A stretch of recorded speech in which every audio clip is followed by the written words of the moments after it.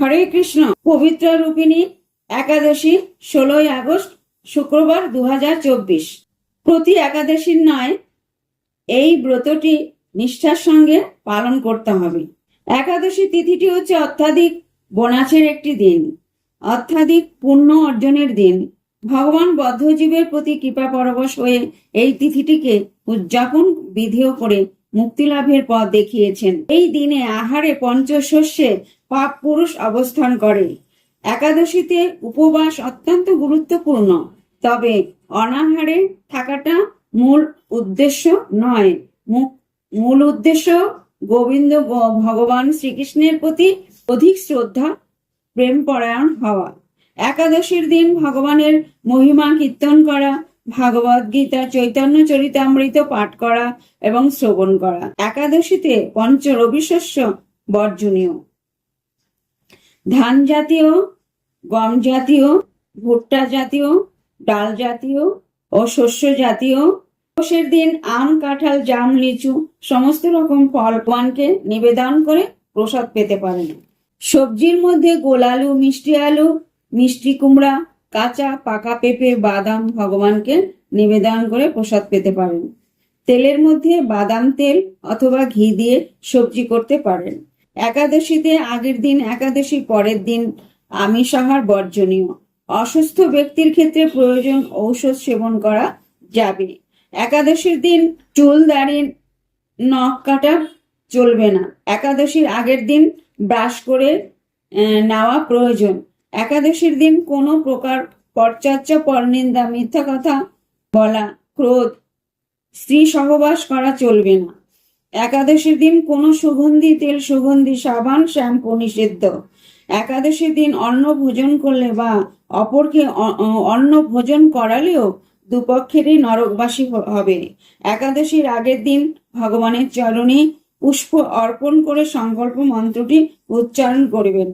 একাদশীর পালন 17ই আগস্ট শনিবার ভোর 5:13 থেকে সকাল 8:07 মধ্যে।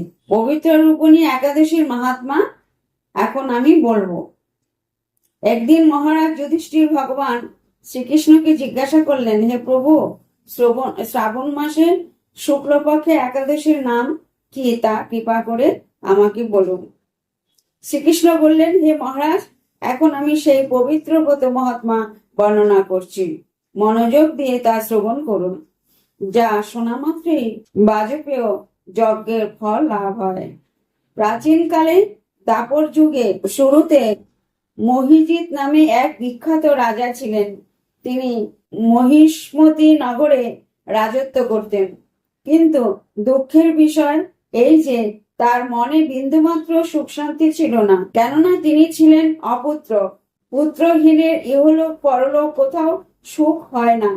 এইরূপ চিন্তা করতে করতে বহুদিন কেটে গেল, কিন্তু তবুও পুত্র মুখ দর্শনে রাজা বঞ্চিত রইলেন।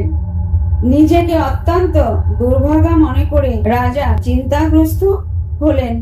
প্রজাদের সামনে গিয়ে বলতে লাগলেন, হে প্রজাবৃন্দ, তোমরা শোনো, আমি এই জন্মে তো কোনো পাপ কাজ করিনি, অন্যায়ভাবে আমার রাজকোষ বৃদ্ধি করিনি, ব্রাহ্মণ বা দেবতাদের সম্পদ কখনো গ্রহণ করিনি, উপরন্তু প্রজাদেরকে পুত্রের মতো পালন করেছি, ধর্ম অনুযায়ী পৃথিবী শাসন করেছি, দুষ্টদের যথারূপ দণ্ড দিয়েছি, সজ্জন ব্যক্তিদের যথাযোগ্য সম্মান করতে কখনো অবহেলা করিনি। তাই হে ব্রাহ্মণগণ, এই প্রকার ধর্মপথ অবলম্বন করা সত্ত্বেও কেন আমার পুত্র লাভ হয় না, আপনারা কৃপা করে অনুসন্ধান করুন। রাজার এই প্রকারের কাতর উক্তি শ্রবণে ব্যথিত রাজভক্ত পুরোহিত ব্রাহ্মণগণ রাজার মঙ্গলের জন্য গভীর বনে বিকলাঙ্গ মুনি ঋষির কাছে যেতে মনস্থ করলেন। বনের মধ্যে ঋষিদের আশ্রয় সকল দেখতে দেখতে তারা এক মুনির সন্ধান পেলেন। বনের মধ্যে ঋষিদের আশ্রম সকল দেখতে দেখতে তারা এক মুনির সন্ধান পেলেন। নিরাহারে ঘোর তপস্যায় মগ্ন ছিলেন তারা। সর্বশাস্ত্র বিশারদ, ধর্মতত্ত্বজ্ঞ ও ত্রিকালজ্ঞ সেই মহামুনি লোমশ নামে পরিচিত। ব্রহ্মার এক কল্প অতিবাহিত হলে মুনিবরের গায়ে একটি লোম পরিত্যক্ত হতো। এই কারণে এই মহামুনির নাম লোমশ। তাকে দেখে সকলেই ধন্য হলেন।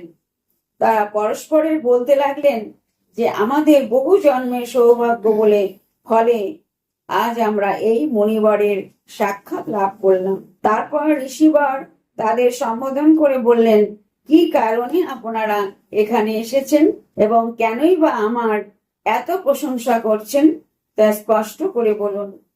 আপনাদের যাতে মঙ্গল হয় আমি নিশ্চয়ই তার চেষ্টা করব। ব্রাহ্মণেরা বললেন, হে ঋষিবর, আমরা যে উদ্দেশ্য এখানে এসেছি আপনি তা কৃপা করে শুনুন। এই পৃথিবীতে আপনার মতো শ্রেষ্ঠ ব্যক্তি আর কোথাও নেই। মহিজিৎ নামে এক রাজা নিঃসন্তান হওয়ায় অতি দুঃখে দিন যাপন করছে। আমরা তার প্রজা। তিনি আমাদেরকে পুত্রের মতো পালন করেন, কিন্তু তিনি পুত্রহীন বলে আমরাও সবাই মর্মাহত। তার দুঃখ দূর করতে আমরা এই বনে প্রবেশ করেছি। হে ব্রাহ্মণ শ্রেষ্ঠ, রাজা যাতে পুত্রের মুখ দর্শন করতে পারেন, কৃপা করে তার কোনো উপায় আমাদের বলুন। তাদের কথা শুনে মুনিবর ধ্যানমগ্ন হলেন, কিন্তু সময় পরে রাজার পূর্ব জন্মা বৃত্তান্ত বলতে লাগলেন। কিছু সময় পরে রাজার পূর্ব জন্ম বৃত্তান্ত বলতে লাগলেন। এই রাজা পূর্ব জন্মে এক দরিদ্র বৈশ্য ছিলেন। একবার তিনি একটি অন্যায় কাজ করে ফেলেন। ব্যবসা করার জন্য তিনি এক গ্রামে থেকে অন্য গ্রামে যাতায়াত করতেন। এক সময় জ্যৈষ্ঠ মাসে শুক্লপক্ষের দশমীর দিনে কোথাও যাওয়ার পথে তিনি অত্যন্ত তৃষ্ণার্ত হয়ে পড়েন। গ্রাম প্রান্তে একটি জলাশয়ে তিনি দেখতে পেলেন। সেখানে জলপানের জন্য যান। একটি গাভী ও তার বাছুর সেখানে জলপান করছিল। তাদেরকে তাড়িয়ে দিয়ে তিনি নিজেই জলপান করতে লাগলেন।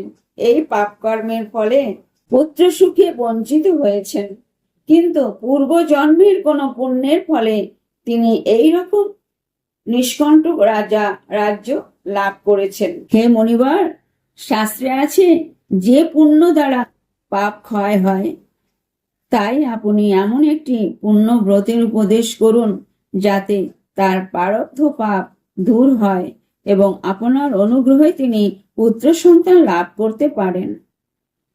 লোমশ মুনি বললেন, শ্রাবণ মাসে শুক্লপক্ষের পবিত্রা রূপিণী একাদশী ব্রত অভীষ্ট ফল প্রদান করে। আপনার যথাবিধি তা সকলেই পালন করুন।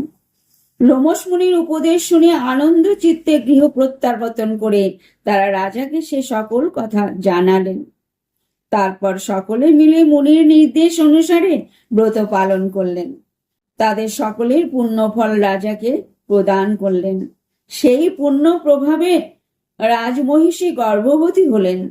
উপযুক্ত সময় বলিষ্ঠ সর্বাঙ্গ সুন্দর এক পুত্র সন্তানের জন্ম দান করলেন।